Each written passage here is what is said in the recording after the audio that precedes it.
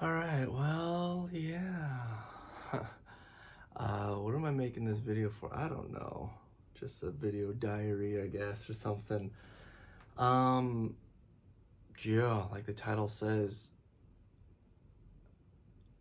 I didn't find myself, and guess what? I'm going back.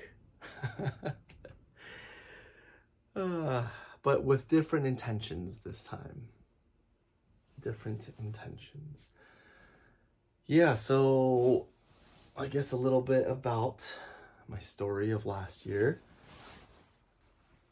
I have been acting, doing a lot of commercials and indies and some shows and stuff like that, feature films, for the past like 9 years of my life. That has been my career, what I wanted to do. And I was teaching and tutoring on the side to make extra income. And I was living at home with my mom. And I just told myself, I didn't tell myself, but I kind of realized that I didn't have as much. I'm packing, by the way, as you can probably tell, because I'm literally leaving tomorrow at 1 p.m. It is 1 p.m. or like, no, I don't know, 10. So I'm leaving it all to the last minute. So you can watch me pack. You and I can pack together. Yeah, what I was saying is I realized acting was not providing me with, well, one, financial stability, and two, a lot of purpose or satisfaction with where I was, because when I was doing it, I absolutely loved it. I think acting will come back to have a prominent role or some kind of a role in my life in the future, whether that be something I want to do as a career, as I was doing for the past 9 years, or who knows, just doing plays or something on the side for fun as a hobby. Yeah, so I'm thirsty. Hold on. Gotta hydrate. It's like 100 degrees here.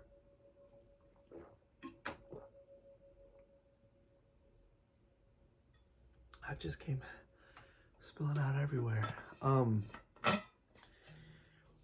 Yeah, what am I saying? I'm all over the place. I want to go back into acting eventually, but I realize I need more growth. I need to be more confident in myself, more sure of my decisions. Acting was also, man, when I wasn't doing it, it's just depressing, stressful. I put so much time and energy and financial resources and my whole identity into it, and it just wasn't giving me everything I put into it or as I felt. And I think a lot of that had to do with me being stuck on defining myself as an artist based on how many things I booked, whether I booked stuff or not, determined if I was a good actor or a bad actor. And so I think the self-talk during my acting career was not the healthiest. But yeah, that led to me being just like, I'll be honest, hitting a midlife crisis. Not midlife, I'm not midlife yet, a quarter life crisis. And some things happened in my personal life that I won't get into. But yeah, things happened and I was like, wow, I kind of need to just get out of here. And I thought that I would have this like, I was tricked. I was fooled into the romanticized social media versions of what it's like to live abroad. I'll go more into those specifics. But yeah, I think I just saw that and I was like, oh, I need to live abroad. It'll change me. I'll find myself, or this generation, this society is all about finding themselves, right? So that's what I would do. I don't even know what that means, but I'm gonna find myself. So yeah, so I kind of put everything on hold, and I moved to Spain as an English teacher. I've never lived in Europe. I've never been to Europe. I've never lived outside of the country before. I barely spoke any Spanish. I took lessons like 3 months before I left, but before those lessons, the only things I knew from Spanish was like from high school, which was well over 10 years ago. So yeah, so I was throwing myself into a very different, uncomfortable situation. And I just told myself I kind of needed this, I think. I don't know. You don't know until you try, I guess, right? So yeah, so I moved to Santander, Spain, which is in the north, along the Atlantic coast. I got to choose like 3 regions. My top region was País Vasco, which is Basque region, where Bilbao is, because I just saw pictures of Bilbao and I thought it looked beautiful. And then I picked Cantabria, which is right next to it, because it's right next to it. And then my third option was, what was it? It's somewhere in the south, I think, Andalusia, just to change it up. And yeah, so I didn't get País Vasco, and I got Cantabria. And I had no idea. I didn't know anything about Santander. I didn't know anything about Spain, about Cantabria. So yeah, it was kind of a whirlwind. Everything happened super, super fast. Ended up packing my bags and leaving in like September. And yeah, man, I have a lot of thoughts. I just don't know how to organize them. I was thinking of how to organize this video, but then I was like, I just kind of want it raw, you know? Gordon Ramsay would hate this video because of how raw it is. Yeah, what did I learn? So essentially, I learned that your problems still exist. Even if you take yourself out of your environment, it could help. And I'm not speaking for like extreme environmental stress. I wasn't under that, you know, like being homeless or drug addiction or abuse or anything like those. I can't speak to those things, nor will I try, but yeah, I moved over there and things alleviated problems I had here, such as depression or anxiety or lacking of purpose. And yeah, it alleviated it for a little bit, you know. Being more social was helpful. Meeting a lot of people was helpful a little bit with my depression. But the times that I was alone at home or traveling alone, you know, I still found myself very lonely and dealing with loneliness and depressed. And I realized, I don't know when I realized it, but there was a moment, I guess, maybe during the end of my Spain trip that ran from September to June, like a typical school year. Yeah, I realized, dang, these problems are problems that I'm gonna have to outgrow and work through myself. And there's no amount of like distance that I can put between it, because it's always gonna be with me unless I confront it, unless I do the work to face it, right? Yeah, and that might be obvious to some people, I guess. I just want to say, like, my message to myself and to whoever, I guess, can resonate with it is like, it's easier to remove yourself and try to distance yourself and think that getting away, you know, from your environment will help internal problems. And I realize that's not really the case. And what I do want to say, though, is like the year abroad wasn't wasted.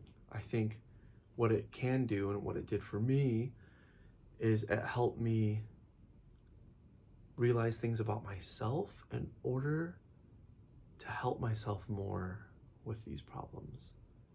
Does that make sense? Like, for example, I think it helps me really trust myself, because if anyone's ever moved abroad to a foreign language country that you don't know how to speak the language, it's very hard, very stressful, very overwhelming on the nervous system. Like the first week, oh my gosh. You know, I was dealing with jet lag, I missed my family and friends a ton. And just like opening your bank account at a Spanish bank account and getting rejected because you didn't have the right paperwork like 3 times, and you were just confused, and you're trying to hold Google Translate and trying to like talk into it, and they're getting frustrated and angry because of how long it's taking, and you're like sweating and walking into the bus stop and trying to figure out which bus stop goes home, and like what times the bank's closed, and going to the bank is because it's closed because siesta time. Like all of that shit, right, is stressful. And it made me realize after I got through all of that, like, okay, I was able to do all that, you know, get through all of that, and it gave me confidence and trust in myself to be like, okay, Ryan, you can do this. You know, you went through a really, you know, overwhelming things, such as all of those things, the startup process. And yeah, so what I'm trying to say is like that confidence in myself, that trust in myself has grown within me. I need to talk and pack. I can't multitask. That confidence has grown within me, and so that has helped me realize how I can help maybe figure out my purpose and like my trust in myself.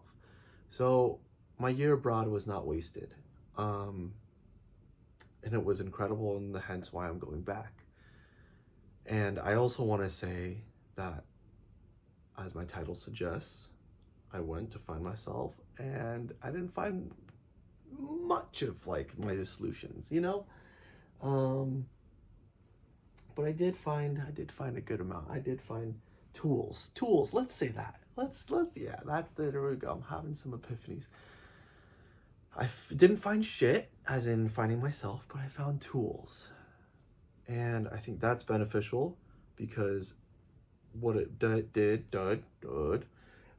was I got outside my comfort zone and I found tools. Oh, side note, I need to pack like an emergency, because if they lose my main luggage, I have my roll-on and I can survive off that for a few nights. My mom taught me that, because that will come in handy. Okay, yes, all right. Anyways, I need to get more cubes. Have y'all ever used cubes? Man, cubes are a lifesaver for packing. Packing cubes. You just gotta get packing cubes. It turns down, like compresses things by like 50% or something. I don't know the math on it, but okay. So yes, so I found the tools, and I think that is a result of me getting outside my comfort zone and realize, I mean, I knew this, everyone knows this. I know you always hear about cliches, comfort zone is where growth can exist, you know, stuff like that. But yeah, I got outside my comfort zone a lot, and it gave me tools. It didn't change me, I would say, because I need to use those tools and implement them every day, because change is not overnight or quick or a fast pill. Change is gradual, and it's backwards, and it's forwards, it's backwards, sideways, and it's nonlinear. Yeah. And I think I'm going back because I want more tools, or build upon the tools I already have to like sharpen. You know, I got like a starter pack, like a Ryobi starter pack, but then, you know, I'm upgrading them by putting myself outside of my comfort zone more. And again, yeah, that's my message, I guess. I don't know. I have so much to talk about, like with life and being lost and trying to find like my purpose and joy and happiness and life satisfaction and contentment and financial stability and survival and all that stuff.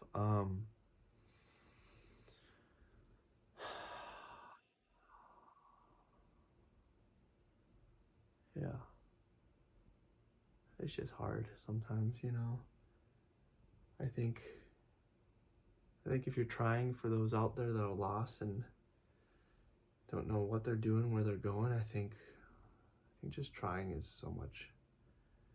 You have to give yourself so much credit for just trying to expand and doing the most you can some days, and some days you can't, and that's okay too.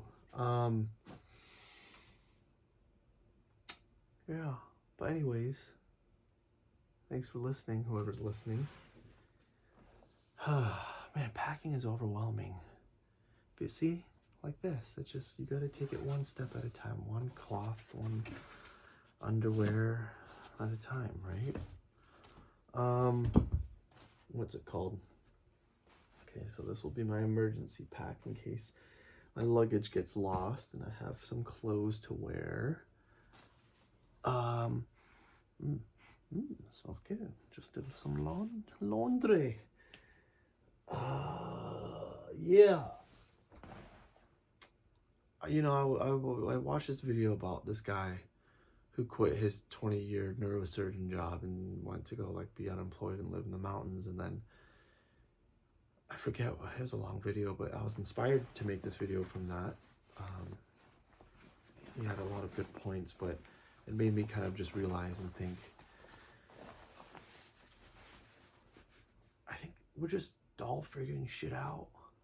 You know, life is just like a forever journey. Like, we're just always trying to, like, we'll get to somewhere and we feel satisfied for a little bit, right? Like a job or relationship or buying a house or having kids. Like, we reach that goal and we feel satisfied. But then there comes a moment to where, like, I think it's natural and healthy to question where you are, right? To be like, am I happy?